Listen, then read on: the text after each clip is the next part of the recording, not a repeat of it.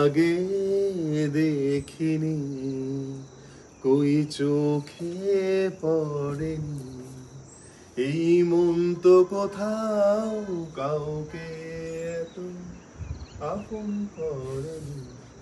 তুমি কি যেন এই এত আলো, এত আকাশ আগে দেখিনি, কই চোখে পড়েনি, এই মন তো কোথাও কাউকে এত আপন করেনি।